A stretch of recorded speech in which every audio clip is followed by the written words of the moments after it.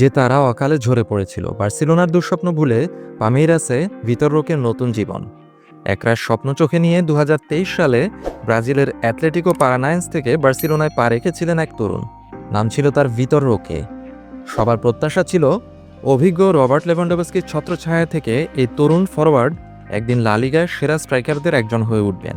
বার্সেলোনার আক্রমণভাগের ভবিষ্যৎ রাজপুত্র হিসেবেই ভাবা হচ্ছিল তাকে। কিন্তু স্বপ্নের বার্সেলোনা তার জন্য হয়ে উঠল এক দুঃস্বপ্ন। মাত্র 16টি ম্যাচ খেলার সুযোগ পেলেন। এরপর রিয়াল বেটিসে একটি ব্যর্থ লোন। সব মিলিয়ে তার স্প্যানিশ অধ্যায়টা ছিল হতাশায় মোড়ানো। গল্পের শেষটা এতটাই করুণ ছিল যে ভিতর রোকেকে বার্সেলোনা ক্লাব থেকে বিদায়ের দরজায় দেখিয়ে দেওয়া হলো। এই ব্রাজিলিয়ান তরুণ পরে স্বীকারও করেছিলেন তিনি বার্সেলোনা ক্লাবে মানিয়ে নিতে প্রচণ্ড কষ্ট করেছেন এবং এক পর্যায়ে ফুটবলই ছেড়ে দেওয়ার কথা ভেবেছিলেন।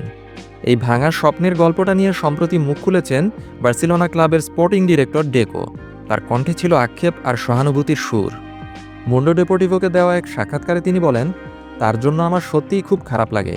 আমার সবসময় মনে হয় জানুয়ারির শীতের দলবদলে ক্লাবে আসাটাই তার জন্য কাল হয়েছিল। সে শুরুটা ভালোই করেছিল, কয়েকটি গোলও পেয়েছিল, কিন্তু এরপর বার্সেলোনার মতো ক্লাবে খেলার যে বিশাল চাপ, বিশাল প্রত্যাশা, সেটা সামলানো তার জন্য কঠিন হয়ে পড়ে। স্পোর্টিং ডিরেক্টর ডেকো আরও বলেন, যদি সে এই মৌসুমে আসতো তাহলে হয়তো গল্পটা অন্যরকম হতে পারত।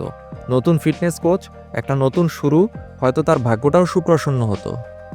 এখন তাকে পামেইরাসে ফিরে গিয়ে নিজের আত্মবিশ্বাসটা নতুন করে গড়তে হবে।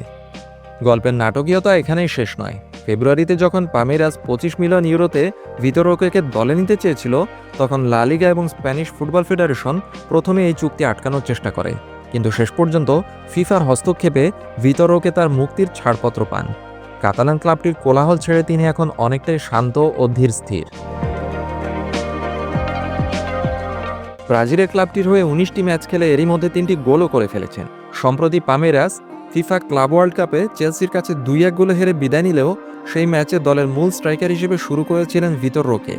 বিশ্বকাপের মঞ্চ থেকে বিদায়ের পর ভিতর রোকে এবং পামেইরাস এখন ঘরোয়া ফুটবলে মনোযোগ দেবে। আগামী 16 জুলাই মিরাসলের বিপক্ষে ম্যাচ দিয়ে শুরু হবে তার নতুন পথ চলা।